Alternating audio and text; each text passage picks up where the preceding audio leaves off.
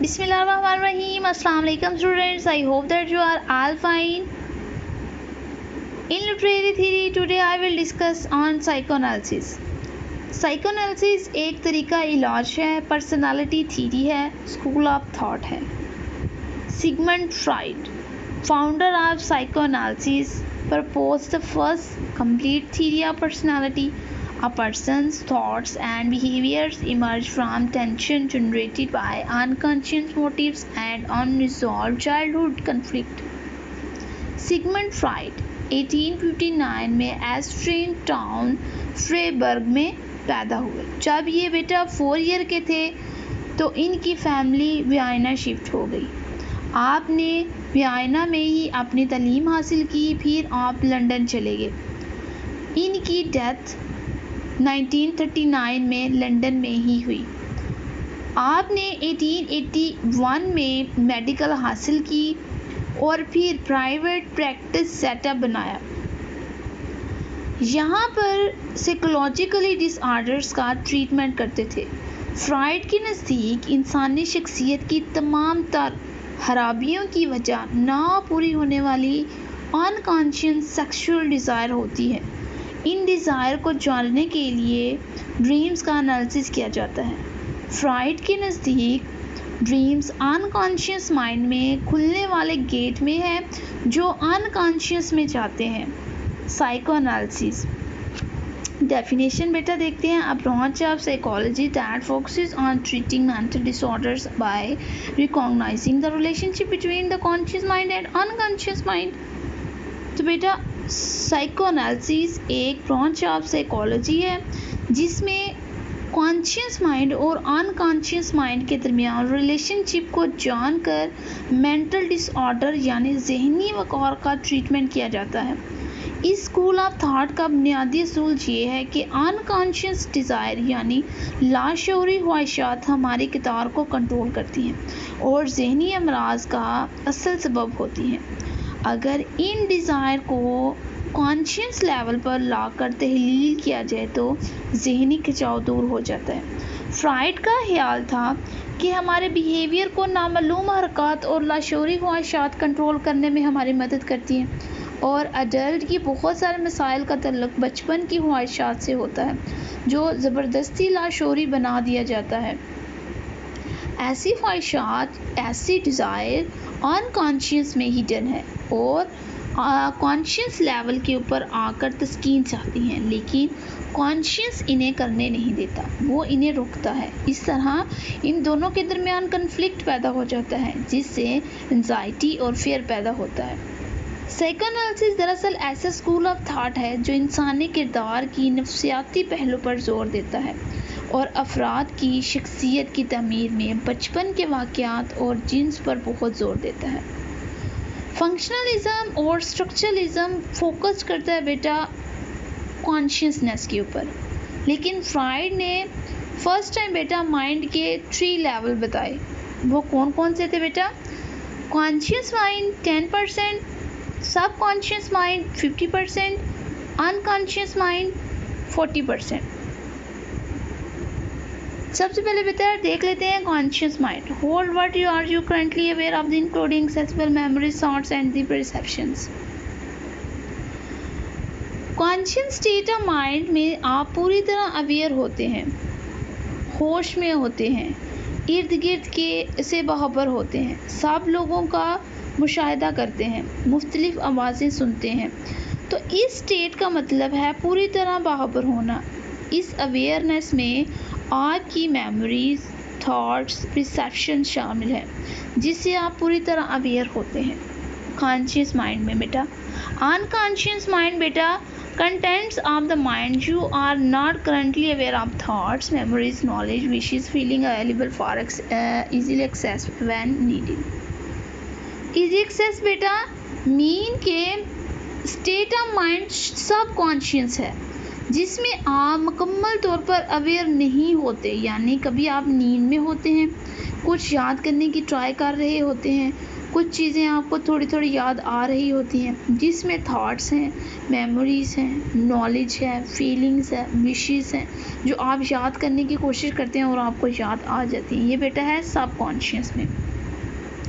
Unconscious में बेटा क्या है? Contains what conscious is not aware of, including suppressed desires, emotions and instincts. It is the source of motivation, most of which Freud believes are sexual in nature.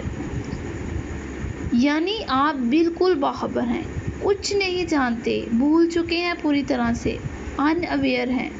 ऐसी dark side है जिसके बाद नहीं जा सकता स्वाय ट्रीटमेंट के। और इस डार्क साइड में शामिल है आपकी इमोशंस, आपकी ऐसी डिज़ायर्स, ऐसी इंस्टिंक्ट्स जिसको दबाया, सप्रेस्ड किया जाए। फ्राइड के ख्याल में बेटा डिज़ायर बाय नेचर सेक्सुअल होती हैं। फ्राइड ने माइंड को एक आइसबर्ग से तशबीह दी है बेटा। यहाँ पे एक पिक्चर है बेटा, वो देखें। फर्स्ट पे सबसे ऊपर वाला हिस्सा बेटा कॉन्शियस, सेंटर वाला है प्री कॉन्शियस मतलब सब कॉन्शियस, और लास्ट वाला बेटा अनकॉन्शियस। अब बेटा फ्राइड ने पर्सनालिटी के 3 एस्पेक्ट्स बताए हैं। वो कौन कौन से हैं बेटा? ईगो है, सुपर ईगो है और इड है, जो कि माइंड के 3 कंपोनेंट्स के साथ जुड़े हैं, कॉन्शियसनेस, अनकॉन्शियसनेस और सबकॉन्शियसनेस। अब सबसे पहले बेटा देख लेते हैं id. Id present from birth, unconscious, driven by player principle, immediate fulfilment of all desires, wants and need. Personality का बेसिक असूल है जो बर्थ के वक़्त मौजूद होता है। इड टोटली बेटा अनकॉन्शियस का पार्ट है। ये प्लेयर प्रिंसिपल पर काम करती है क्योंकि ये अनकॉन्शियस से रिलेटेड है। तो हम कहते हैं कि ये अनफुलफिल डिज़ायर का स्टोर रूम है। यही वजह है कि इसे अपने डिज़ायर, अपनी नीड्स को फ़ौरन फुलफिल करना आता है। ईड का रियलिटी और मॉरल वैल्यू से कोई तल्लक नहीं होता। ये वर्क करती है प्लेयर प्रिंसिपल के ऊपर, जिनमें sexual desire top of the list है, और इसकी तमाम तर हॉल का तल्लक अनकॉन्शियस में छुपी हुई डिज़ायर से होता है जो कि सप्रेस्ड होती हैं। नेक्स्ट बेटा ego. Ego deals with reality function in conscious, subconscious, unconscious mind. Ego से मुराद सेल्फ की अवेयरनेस है। हम इसे कॉन्शियस कहेंगे, यानी इसे कॉन्शियसनेस या ऐसी अवेयरनेस जो सब कॉन्शियस और अनकॉन्शियस के दरमियान फ्री का काम करे, जो दरमियान का रास्ता निकाले, जो सब कॉन्शियस और अनकॉन्शियस दोनों में बैलेंस करे, यानी ईड और सुपर ईगो में बैलेंस करें ताकि ये दोनों में सेटिस्फाइड हो सके। नेक्स्ट बेटा super ego operates on moral principles, able to differentiate between good and bad, right and wrong. If people follow their superego, they will feel proud, but they don't follow, they will feel guilty and anxious. Super ego को ईड की जिद है। जो काम ईड करना चाहती है, super ego इसे रोकती है। ईड का काम है प्लेजर हासिल करना, चाहे वो जायज़ हो या नाजायज़ हो, इसे फौरी तौर पर लज्जत चाहिए। लेकिन सुपर ईगो मॉरल वैल्यू को तरजीह देती है और अच्छे बुरे में तमीज़ करती है। ये ऐसे काम से रोकती है जो मॉरल वैल्यू को मुअस्सर करे। ईड काम करती है प्लेजर के लिए, ईगो काम करती है रियलिटी प्रिंसिपल के ऊपर, और सुपर ईगो काम करती है मॉरल वैल्यू के ऊपर। अब ईड जो है वो अपनी ख्वाहिशात को पूरा करना चाहती है किसी भी तरह से, किसी भी तरीके से, और कभी कभी वो ईवल का रूप भी धार लेती है। जबकि सुपर ईगो जो है वो चाहती है ख्वाहिशात से ज़्यादा मॉरल वैल्यू को इम्पोर्टेंस दी जाए, और ईगो का काम है दोनों के दरमियान बैलेंस करना। अब ईड चाहती है मुझे चॉकलेट खानी है। सुपर ईगो कहती है नहीं खानी, तुम डाइट पर हो, तुमने तो खानी नहीं थी। ईगो दरमियान में बेटा सेटलमेंट कैसे करेगी, बैलेंस कैसे करेगी? नो कहेगी चलो छोड़ो, जिद ना करो, छोटा सा पीस ले लो और इसे खा लो। इस तरह ये जो उनके दरमियान बैलेंस कर देगी।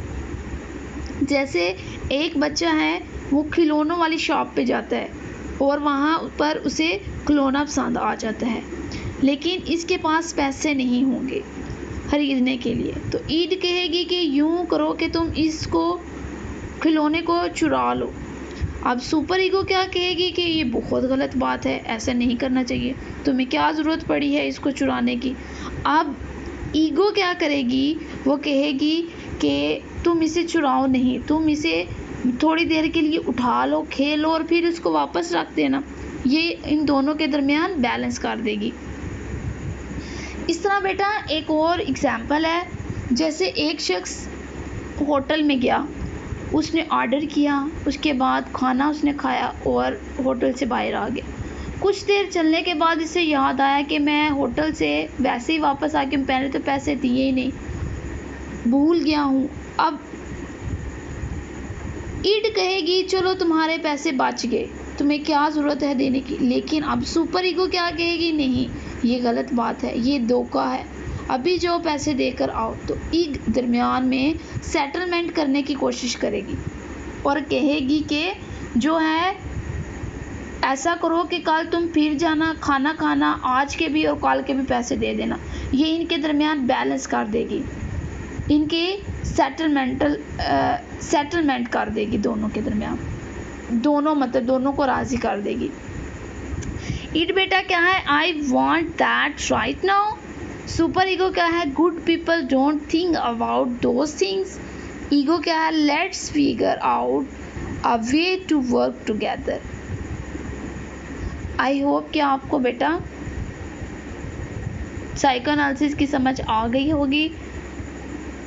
अपना बहुत सारा ख्याल रखिएगा। अल्लाह हाफिज़।